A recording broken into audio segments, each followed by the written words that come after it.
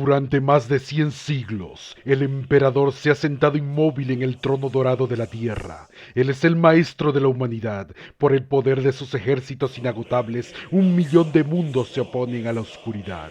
Sin embargo, él es un cadáver en descomposición, el señor carroñero del imperio, mantenido en vida por las maravillas de la edad oscura de la tecnología y las miles de almas sacrificadas cada día para que la suya pueda continuar ardiendo. Ser un hombre en esos tiempos es ser uno entre miles de millones. Es vivir en el régimen más cruel y sanguinario imaginable. Es sufrir una eternidad de carnicería y matanza. Es tener gritos de angustia y pena ahogados por la risa sedienta de los dioses oscuros.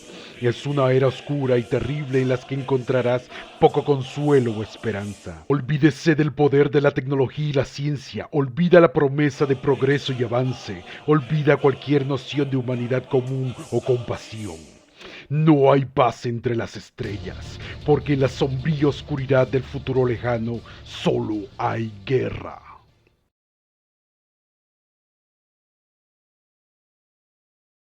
Al final, cuando no había esperanza de escapar, las personas se enfrentaron entre sí, desgarrando a los que amaban, ciegos a todo menos al terror. Madres, padres, hijos e hijas, no significó nada. En sus momentos finales eran solo animales, temblando y gritando, agitándose en la oscuridad, luchando por la vida. Tarro aulló con ellos, suplicando clemencia como si los monstruos que atacaban pudieran escucharlos, como si les importara. ¡Por favor! Luego cayó al suelo y jadeó sorprendido. Miró a su alrededor y vio que estaba en casa y todavía era de noche. Su esposa, Valacia, estaba en la cama, durmiendo tranquilamente. No había alas, sin horrores bestiales, sin gritos. Nada de eso era real. Estaba tan aliviado que se echó a reír. Un sueño, eso fue todo. Pero había sido tan vívido.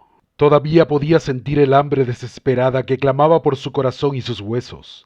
Se quedó allí un rato, tratando de aclarar sus pensamientos, tratando de pensar en otras cosas, pero no podía librarse de las imágenes repugnantes. Se vistió y salió, bebiendo el aire fresco de la noche y mirando las estrellas. Solo un sueño. No recordaba haberse visto tan afectado por una pesadilla, ni siquiera cuando era niño. Vislumbres resonaron en el torno a sus pensamientos, escenas fracturadas centradas en una figura enorme, un coloso de 4 brazos, de tamaño divino, más alto que los árboles, deslizándose y zigzagueando, un rostro demasiado terrible para mirarlo, cuchillas de hueso que sobresalen de un cráneo rugoso. Fue repulsivo. La carne de un lado de su cara había sido quemada, dejando tendones chamuscados. Pero fue más que su apariencia lo que lo llenó de pavor. Fue algo más profundo, una comprensión de lo que significaba. No era simplemente traer la muerte, estaba trayendo la muerte final. Era el heraldo. Emperador, protégeme, susurró mientras se alejaba a toda prisa de su habitáculo, siguiendo un estrecho sendero entre las rocas, con la esperanza de que el aire de la noche lo calmara. Entró en un pequeño bosque y los árboles se inclinaron sobre él mientras caminaba, formando un túnel. Cuando salió al otro lado, se sorprendió al ver luces brillando más abajo en la ladera de la montaña. ¿Quién estaría despierto ahora? Se dirigió hacia ellos y vio que, a pesar de lo avanzado de la hora, cientos, quizás incluso miles de personas se habían reunido en la oscuridad. Reconoció a algunos de ellos, pero la mayoría eran extraños. La vista de tanta gente acurrucada en medio de la noche era extraña y de alguna manera espantosa. Todos estaban mirando desde la montaña contemplando la noche. Nadie estaba hablando. Parecían aterrorizados todos ellos, sus rostros pálidos y rígidos, como calaveras envueltas en la oscuridad. El nudo en su estómago se apretó. No tenía sentido, pero de alguna manera sabía que los había asustado. Sabía por qué se habían reunido aquí, al borde del bosque. El sueño, dijo una voz baja cuando llegó junto a una mujer joven. Ella asintió brevemente, temblando mientras miraba a través del bosque. El heraldo. El nombre se sintió extraño en su boca, pesado y frío. Inmediatamente se arrepintió de haberlo usado. Ella se negó a mirarlo a los ojos. Tarró recordó los sonidos de su pesadilla, el raspar de las garras, el crujido de la quitina. La sangre se apresuró en sus venas, se imaginó garras despedazándolo, hurgando en su abdomen. ¿Cómo podríamos compartir el mismo sueño?, preguntó. Es un presagio, susurró la mujer. ¿De qué? El fin. Sardia hizo una mueca mientras trepaba, raspándose la piel de las espinillas. La escalera estaba fijada al exterior de una chimenea y estaba cientos de pies sobre el nivel de la calle. A pesar de los humos, vio más de Salamis Hive que nunca antes. Nunca había comprendido completamente la escala de la ciudad hasta ahora. Era abrumadoramente vasto, miles de habitáculos y manufacturías, amontonados uno encima del otro donde quiera que mirara. Una excreción de industria y decadencia. Sombras monstruosas retumbaban a través del smog. Cargueros aerotransportados que partían hacia el puerto Dura, donde su carga sería enviada a otros mundos, incluso a otros sistemas estelares. Había oído sus motores toda su vida, pero en realidad nunca los había visto. La vista la llenó de asombro, y por un momento no pudo hacer nada más que mirar. Sardia subió otro peldaño, perdiendo más piel sobre el metal oxidado. Si miraba hacia abajo, perdería los nervios, así que miró hacia arriba, con la vista fija en el borde de la chimenea. Llevaba un respirador con gafas de soldar gruesas y reforzadas, pero los vapores eran tan fuertes que todavía le lloraban los ojos. Un parásito se escabulló por su mano. Ella siseó con disgusto, quitándoselo. Había incluso más insectos aquí arriba, arrastrándose por la superficie picada de la torre. Algunos eran como langostas o cucarachas, sus cuerpos blindados brillaban. Otros eran como serpientes, enroscándose unos alrededor de otros, pero en realidad no eran ninguna de esas cosas, y, fueran lo que fueran, no eran nativos de Regim. Ella nunca había visto nada como ellos antes. Sin embargo, afortunadamente no había ninguna de las criaturas más grandes. Si se encontraba con uno de esos aquí arriba, no podía imaginar cómo evitaría caer y morir. ¡Maldito seas!, siseó, al sentir otro de los parásitos en su antebrazo. Esta vez fue demasiado lenta, cortó a través de su piel y se hundió en su músculo. Podía sentir docenas de ellos ahora, royendo el interior de su brazo. El dolor se estaba volviendo insoportable. Los otros trabajadores de la refinería sabían de los parásitos. Tuvieron que cuando ella los mencionó por primera vez se burlaron. Más tarde, cuando amenazó con hacer algo al respecto, se enfadaron. Le tomó mucho tiempo darse cuenta de por qué. Les gustaban las criaturas. Vio que la piel de las personas se ondulaba y se hinchaba mientras trabajaban. Podía ver formas insectoides moviéndose sobre sus músculos, pero no hicieron nada al respecto. A ninguno de ellos le importaba. Le complacía dejar que las criaturas invadieran sus cuerpos. Incluso el capataz no mostró interés cuando Sardia trató de advertirle. Ella sacudió la cabeza y se subió. Nada de eso importaba ahora. Ella no se sentaría y dejaría que Salamis fuera consumida. Ella iba a detenerlos. Cuando se acercó al borde de la chimenea, se dio cuenta de que la escalera no llegaba al borde. Los últimos peldaños habían sido arrancados en algún momento. Y si iba a llegar a la parte superior de la chimenea, tendría que pararse en el peldaño más alto y alcanzar el borde de la torre. Tendría que equilibrarse por encima de esa repugnante caída de abajo. El gas de combustión siseó en las grietas de la piedra, cegándola, mientras intentaba agacharse en el peldaño superior. Ella no pudo hacerlo. No tienes otra opción, susurró para sí misma. No seas cobarde. Había visto a los parásitos saliendo a través de los agujeros en la base de la torre. Esta chimenea era su nido. Estaba criando. Tenía que detener esta infestación antes de que se extendiera por toda la colmena. Con una oración susurrada, se paró en el último peldaño, alcanzando lo más alto que pudo. Ella jadeó de alivio cuando sus dedos se engancharon en un borde.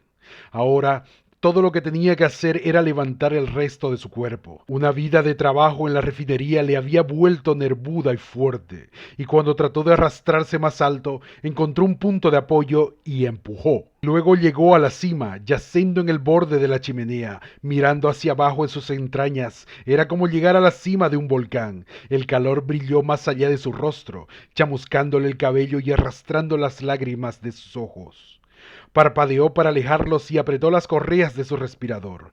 Luego entrecerró los ojos mientras miraba a través de los lentes polarizados. Trono, susurró ella. Toda la chimenea estaba llena de parásitos. Mientras los vapores flotaban, revelando todo el horror, luchó contra las ganas de vomitar. Había millones de ellos arrastrándose, deslizándose y volando a través de la oscuridad. Las variaciones eran innumerables. Algunas eran como las criaturas que devoraban a través de su piel, pero otras eran aún más extrañas, enormes cosas insectoides con caparazones morados, arrastrándose junto a cerebros resbaladizos de sangre que flotaban a través del humo. Mientras Sardia observaba, sintió que su cordura se esfumaba. Tenía que moverse rápido o perdería los nervios. Ella desabrochó el vacío, caja atada a su espalda y la abrió, sacando la cara explosiva y cebarlo. Para el dios emperador, dijo, con una voz temblorosa cuando lo dejó caer por el borde. Tardó unos segundos en tocar fondo. Entonces la luz y las llamas corrieron hacia ella. Sardia gritó y su piel ampollada, sus pulmones llenos de agonía. Ella cayó hacia atrás desde la cornisa, carbonizada y rota. El fuego no solo quemó su carne, sino que también la llenó de una claridad espantosa.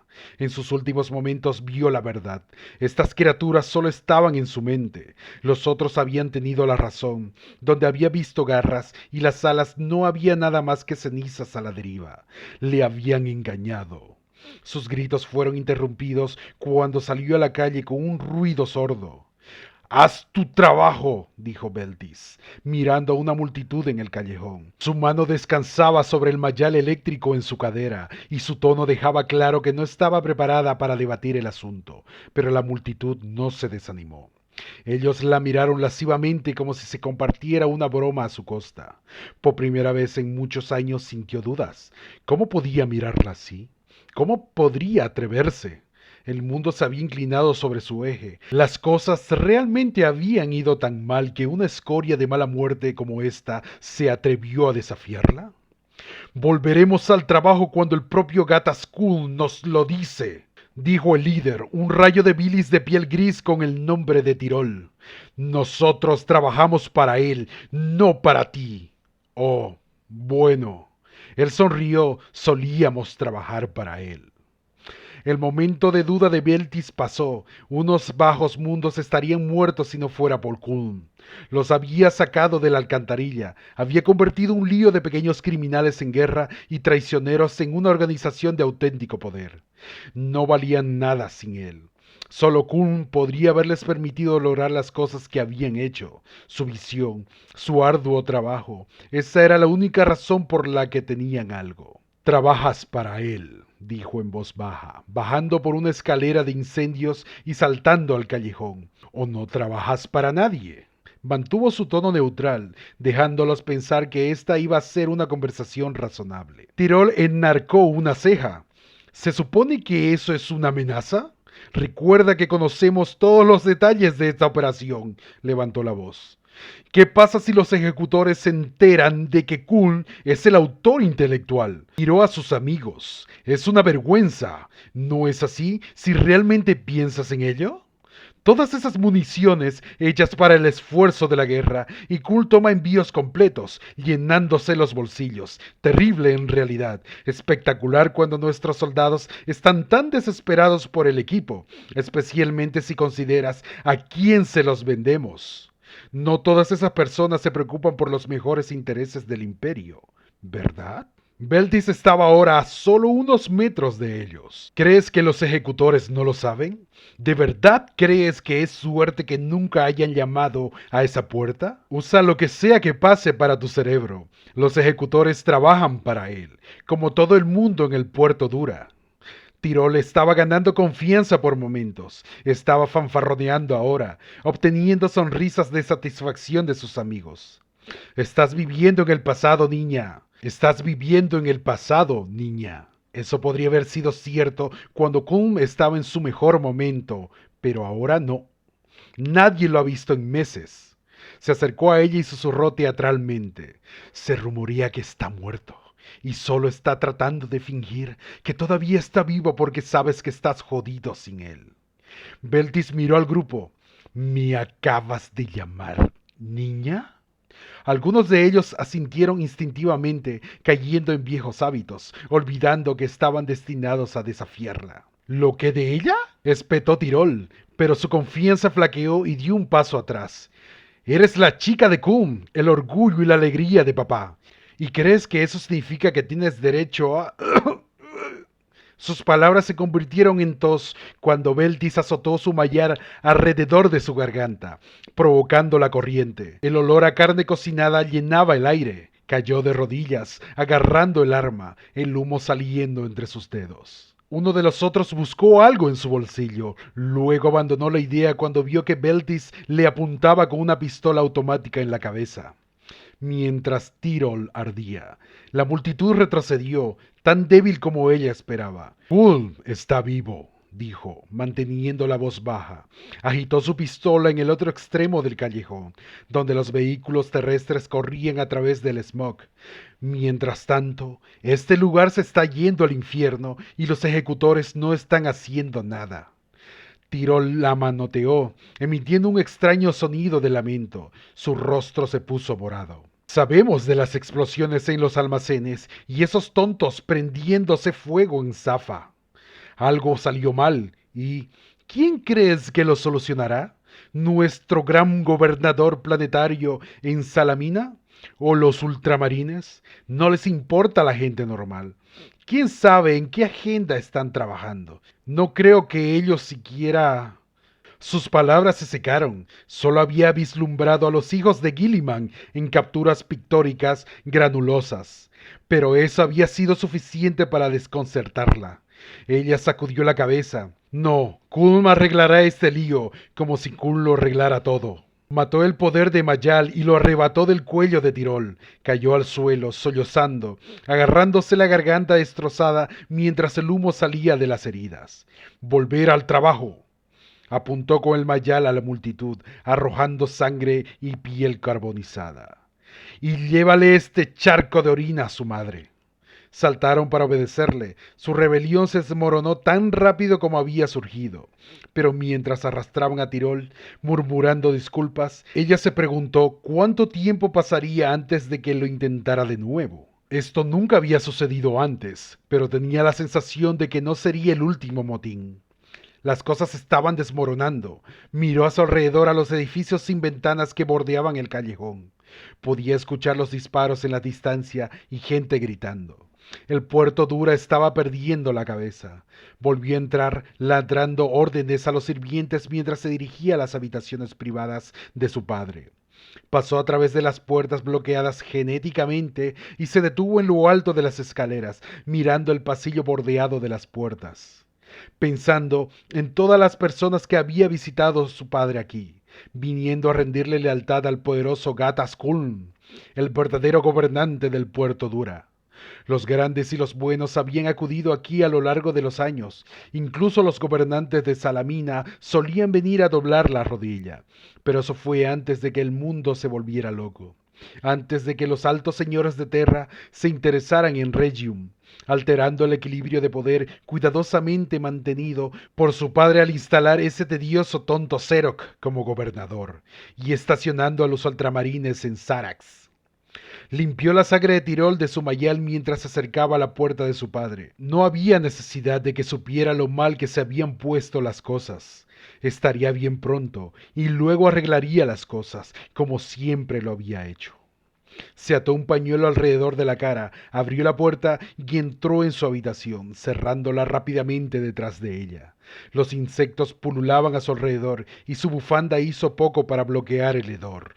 La habitación estaba iluminada por docenas de lámparas de color rojo sangre y la luz revelaba la carnicería que su padre había causado en sus pertenencias, una vez hermosas. Sillas y cortinas yacían esparcidas por el suelo, rotas y podridas, cubiertas de montones de capullos y huevos de insectos. El aire zumbaba mientras polillas y escarabajos volaban de un lado a otro, y el suelo hervía de termitas. La combinación de movimiento y luz roja parpadeante la desorientaba y le dificultaba ver a su padre. Entonces lo vio, no lejos de donde ella estaba, sentado con la espalda contra la pared. Estaba desnudo, pero la mayor parte de su cuerpo tatuado estaba cubierto por gruesas rastas blancas que colgaban de su cabeza. Padre, dijo ella, tratando de hablar con calma, como si no hubiera nada extraño en su comportamiento. Tienes que vestirte y venir conmigo. Esto tiene que parar. Tenemos que mostrarles que todavía estás vivo, todavía estás a cargo. Continuó comiendo mientras la miraba, derramando insectos por su pecho. ¿Creen que pueden comerme? Masticó y tragó, pero están equivocados. Se metió más insectos en la boca. Yo los comería a ellos. Ella lo miró fijamente, luchando contra el impulso de aullar en su rostro. Nada de lo que dijera iba a tener ningún efecto. Quizás podría intentar medicarlo. Se veía físicamente tan poderoso como siempre, solo que su mente había fallado. Podía describirle el problema al cirujano y jurarle que guardaría el secreto, o fingir que el medicamento era para otra persona. Parecía un plan razonable, pero en el fondo le costaba creer que funcionaría. La locura de su padre era parte de algo más grande. Era la locura de la ciudad, la locura que se había apoderado de todo el puerto Dura. Ella limpió algunos de los insectos y lo besó en la frente. Entonces ella le dio la cantimplora de agua que le había traído y se levantó para irse. Antes de que pudiera irse, él le agarró el brazo y la miró con los ojos brillantes y lúcidos. Beltis, yo los salvaré si los mantengo a todos aquí. Si me los como a todos, nunca se comerán la ciudad. Apretó su agarre. ¿Lo entiendes? Ella luchó por contener las lágrimas. Entiendo. Ella sintió y la soltó, desplomándose contra la pared y metiéndose más insectos a la boca. Se detuvo en la puerta y lo miró. Estaba comiendo furiosamente, pero había tantos insectos arrastrándose sobre él que parecía que él era la comida. El sonido del zumbido de las alas creció en su cabeza hasta que se hizo tan fuerte que ya no pudo soportarlo. Tenía la horrible sensación de que la locura de su padre era de alguna manera la verdad, que los insectos querían devorar la ciudad. Tenemos que salir, susurró ella. Luego se apresuró a salir de la habitación, cerró la puerta y salió corriendo del edificio.